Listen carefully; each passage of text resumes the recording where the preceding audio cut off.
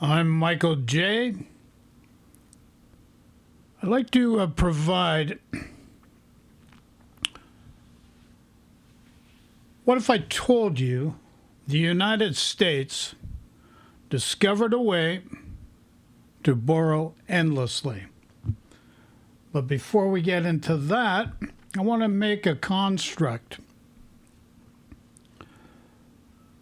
The human being is being divided and manipulated in order for people to have gain of power, financial economic power, and to bully people against their will. Now, the important thing you have to remember is a human being is a human being. Doesn't matter where you come from, doesn't matter the color of your skin, the language you speak, you're a human being. And that includes transgender, etc., infinite. Okay, so let's make that clear. You are a human being first and foremost. And if you just unwrap things because you've been programmed since the day you were born, let go of religion, let go of that identity you've created because I'm Italian, I'm Vietnamese. No, you're a human being. Everybody's a human being. Let go of the stuff that divides everybody. Clean the slate so we can fix what needs to be fixed. So this video here is why is America losing and how do we fix it? We have Anthony Scaramucci, the mooch. And the other gentleman has because people like this, I think a Greek background, but he ended up being, I believe, the CEO of Dow Chemical, worked in the States for a while. So we're going to watch this video right now. You know, I got this wrong. Hear me out for a second. I want to get your reaction to it, and then I guess the real question is what to do now as an industrialist and someone that's a beneficiary of our global society. So I think globalism gets a bad rap, by the way. I think the help of globalism, the interconnectivity has raised more people from poverty and raised living standards just about anything that's ever happened. But we do have a bad rap on it now. There's a lot of nationalist tendencies out there. But one of the things that we got wrong is when China came into the World Trade Organization and we left them unchecked over a multiple decade period of time, there was massive technology transfer to China from American companies. They were way better at it than we ever thought that they would be. They've replicated a lot of that technology. In fact, we pushed it forward and actually made great advances in that technology. And our smaller cities, the Midland Michigans, have been left behind, as you and I both know. And in some areas have been devastated. This is one of the things Mr. President Trump ran on successfully. Was this globalism, this resource allocation of human capital and capital outside of the U.S. crushed us. So number one, am I exaggerating that, or do you believe in that, or do you believe that happened? And then number two, what would you do to cure it if there is anything? Yeah, I feel like the globalist train has left the station, right? 60% of our parts that go into a Boeing aircraft are coming from outside the U.S. So if you're going to put tariffs on them, you're going to hurt Boeing. But what would you say? Am I right in this 25-year assessment? Am I wrong? And if I'm right, then what do we do, Andrew? Globalization 1.0, the WTO ascension of China, early 2000s, was the right move if you paralleled it with an invention economy in R&D and sciences, and said, for these sectors, I've got to grow in the US, I've got to grow in the only consumption society on the planet. Remember, what made globalization 1.0 work was US consumption, and the US ability on its balance sheet to take on infinite debt, which is a whole other topic. Okay, so two things. Number one, corporate greed created this issue. China did not take advantage of it. Other countries did not take advantage of it. Corporate greed took advantage of corporate greed. And that's the nucleus behind everything. Secondly, policymakers. Creating policy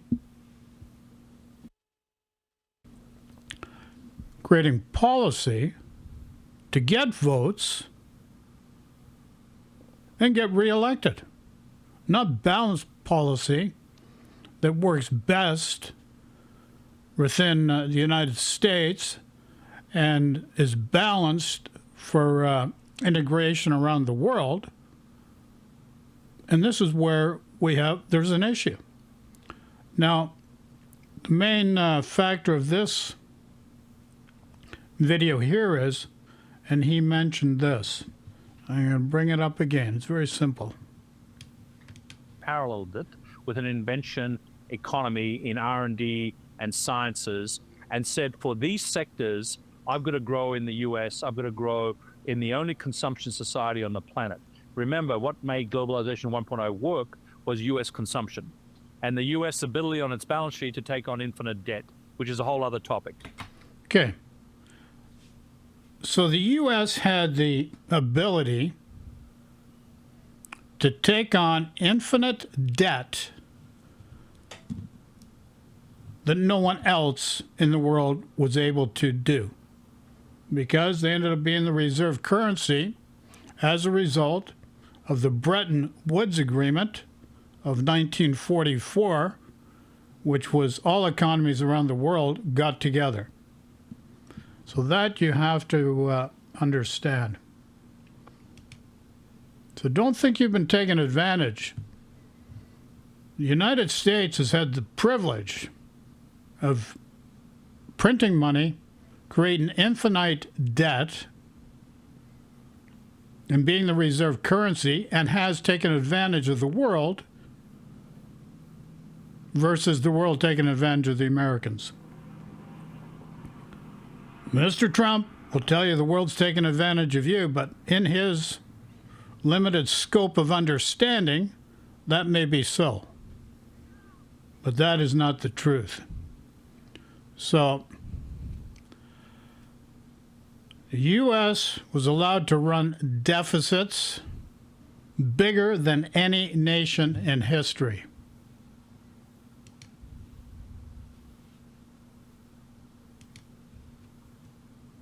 And the world not only allowed it, but actually depended on it. This isn't a conspiracy theory. It's history. And it all started in 1944 at a quiet hotel in New Hampshire with something called the Bretton Woods Agreement.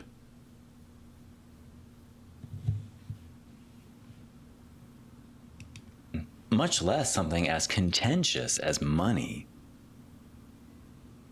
Before the 19th century, it was mostly chaos. Countries traded with each other, but there was no system that most of them agreed on. The first system began in the 1870s when the new country of Germany chose to back their money with gold in the same way that Britain did. So, in order for the Bretton Woods Agreement to be put in place in 1944, it's a result, just picture this, the world at the end of World War II, Europe bombed to rubble, Japan devastated, most of the world's economies shattered, but one country stood tall, the United States.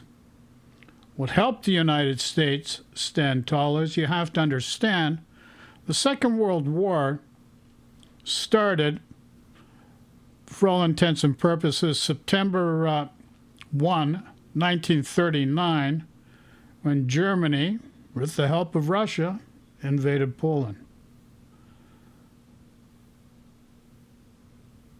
And so for 2 years and 3 months, because I believe it was December 7, 1941, the Japanese invaded Pearl Harbor.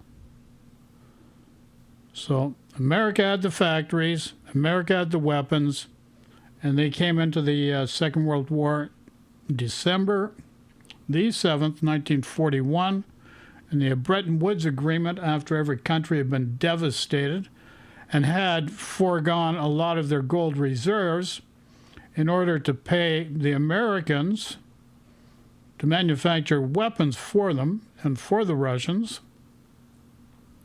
to be able to shore up the armaments of the Allies before the United States got into the actual troop level of fighting the war itself. Once these two economic superpowers agreed on how to handle money, most nations lined up behind them. That turned monetary chaos to order for the first time in world history. From 1871 to 1914, the International Gold Standard, as it was called, had an enormously positive effect on world trade, as described by economist John Maynard Keynes. The inhabitant of London could order by telephone, sipping his morning tea in bed, the various products of the whole earth, in such quantity as he might see fit, and reasonably expect their early delivery upon his doorstep. He regarded this state of affairs as normal, certain, and permanent. But it didn't last. The August guns of World War I fatally wounded the gold standard and shattered international unity. The chaos spread by the Great War sowed the seeds for an even deadlier conflict to come. This time, world leaders knew they had no choice but to come together and build the foundation for a lasting peace. Out of the ashes of World War II, a new monetary system was born. Okay, and this is how we got to Bretton Woods. Now, America had the factories, America had the weapons, and they acquired a lot of gold, 2/3 of the world's gold reserves, in order to help finance the war. So in July 1944, 44 nations gathered at the Mount Washington Hotel in Bretton Woods, New Hampshire, and their mission: rebuild the global economy and prevent another Great Depression. The deal they made was simple but powerful. The U.S. dollar would be tied to gold, $35 for 1 ounce. Every other nation, their currencies would tie themselves to the U.S. dollar. To manage it all, they created two new institutions. One was the International Monetary Fund and the World Bank. In one stroke, the U.S. dollar became the global reserve currency. Say it isn't so, Joe, but it is so, Joe. So here's a picture of Bretton Woods. So you can see an artist's rendition of the hotel. Bretton Woods 1 happened back in 1944. So in Bretton Woods, New Hampshire, delegates from 44 countries from around the world met to really establish the International Monetary Fund, which ultimately became the World Bank Group. The three primary goals of this meeting were to, 1, ensure exchange rate stability, 2, prevent competitive devaluations, and then 3, really to promote economic growth. What was really unique about this meeting, though, is that many of these countries had spent really a decade plus prior to that, really trying to insulate their economies, really set up all these barriers, to protect their economy from the economies of these other countries. So it was totally contradictory. Okay. So today the system still defined our world. This was the one that was set up 1944 of July. The United States would suspend temporarily. Well, let's go back first. Go back. By the 1960s,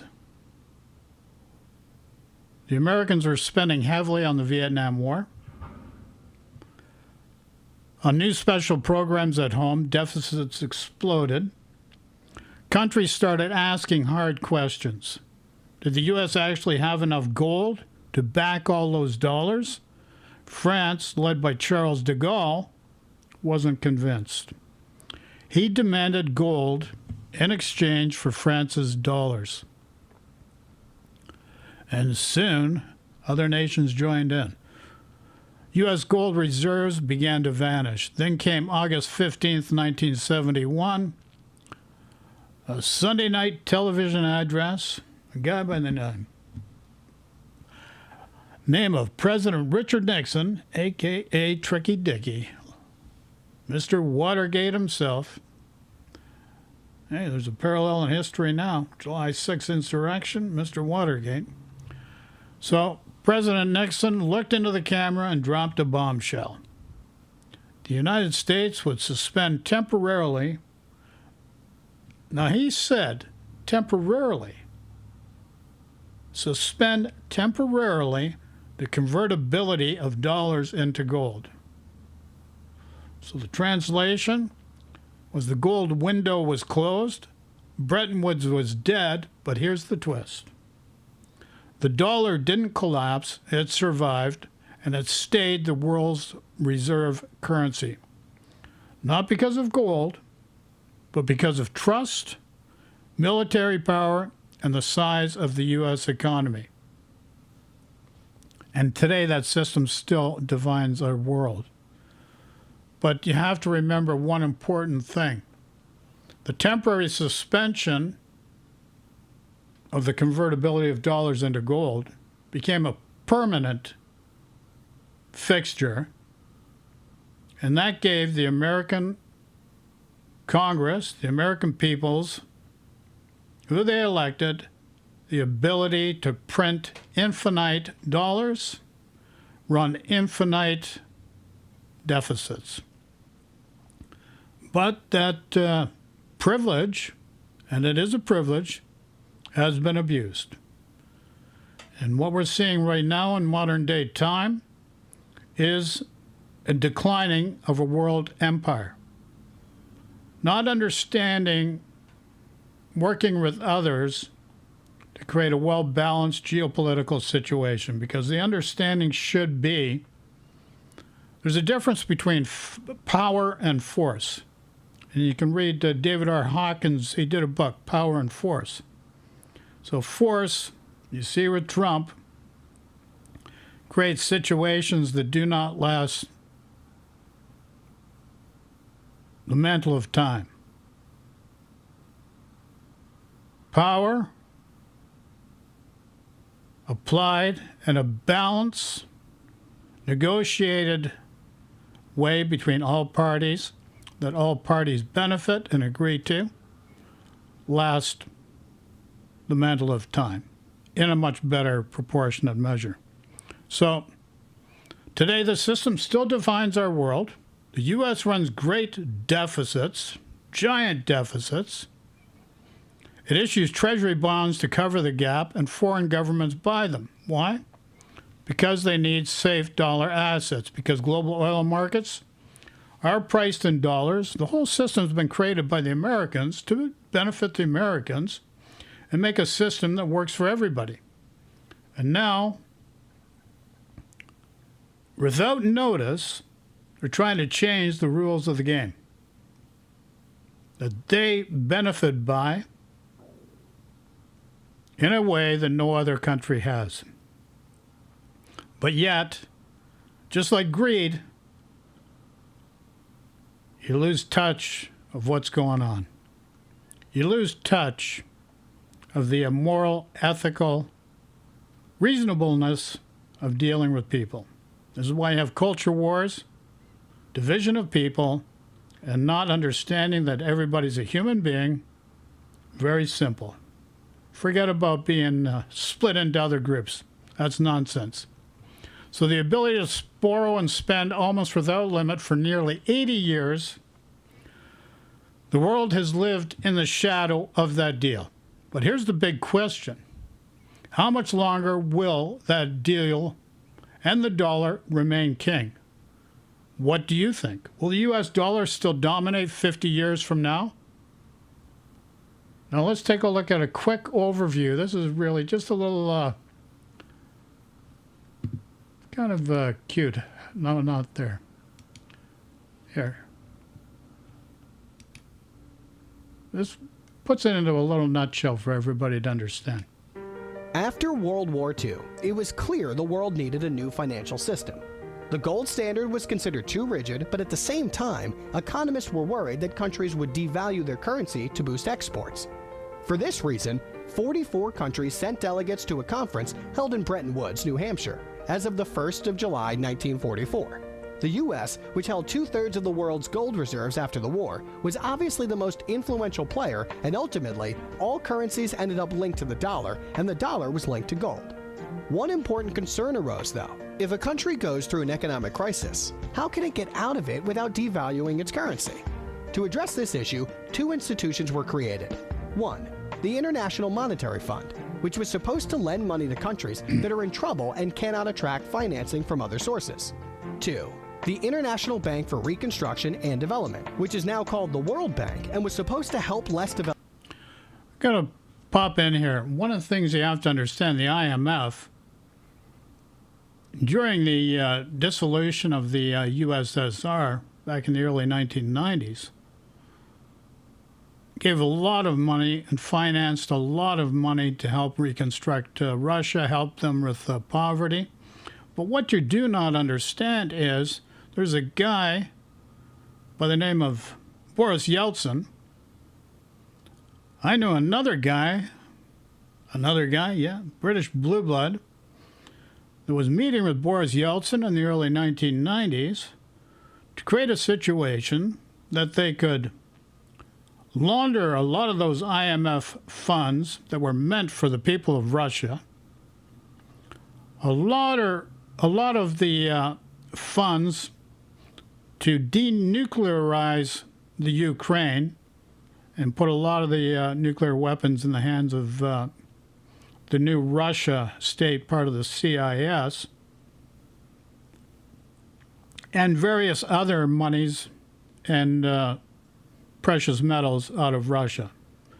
And what you have to understand, Boris Yeltsin had a bit of a tipsy problem. He liked his drink. So they groomed this guy by the name of Putin, created a system of oligarchs, all these fancy yachts, and this British blue blood that I knew actually helped guide them, using the Guernsey Islands and various other ways, of setting up corporate shells, and a lot with bearer bonds so it can't be traced, to create the oligarch system in order to manipulate other governments. Hey, what's the best piggy bank? Other countries.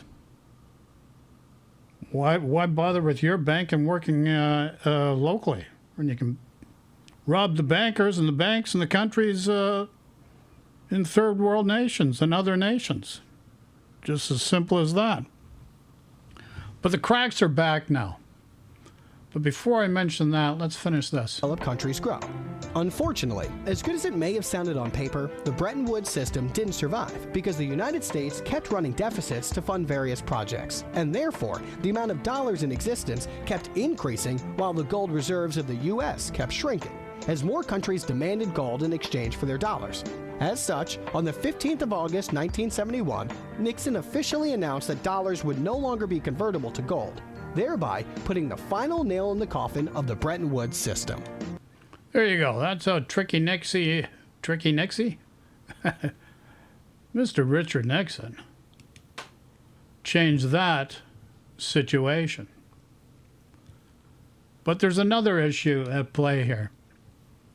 The rise and fall of U.S.-led neo-colonial financial order from Bretton Woods to BRICS.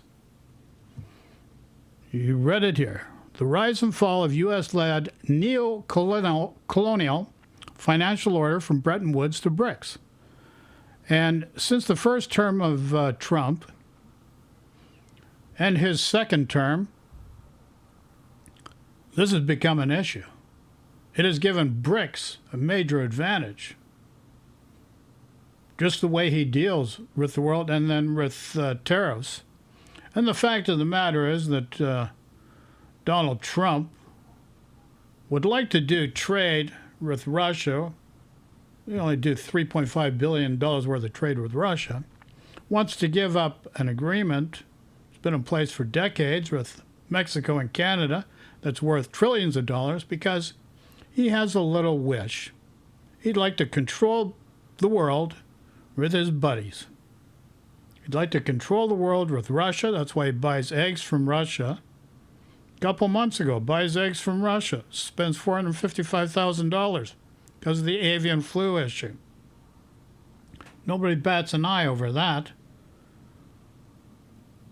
Meanwhile, you got Canada, Mexico. They can supply eggs if you need it. All I had to do was ask. But see, here's the issue. And there's no tariffs on the Russia. So, nations like China, which is part of BRICS, are looking for alternatives because of the bullying and the fact that there's no balanced policy that came from the United States for many, many years now. So the de-dollarization is the buzzword of these nations. You got to understand, July 1944, the Bretton Woods Agreement gave America a superpower no other nation had. The ability to borrow, spend without limit, and here's the big question. America's had this ability over everyone else for a period of 80 years. This is not just a couple of years. 80 years, 8 decades. How much longer will the dollar remain king? What do you think? Will the U.S. dollar still dominate 50 years from now? Drop your thoughts in the comments section. I'd like to hear your take. My opinion is, and this is a problem of every government, every system around the world, the construct of those systems are out of date, need to be modified, re-engineered in a way that lifts up the bottom percentage of the populations around the world. It's really simple to do, and it can change the affordability situation in every country, whether it be North America or anywhere else, very, very quickly. So, sending love and peace to everybody. Thanks for watching. As I said, post in the comments section what you think. Take care. Talk to you all soon. Ciao for now.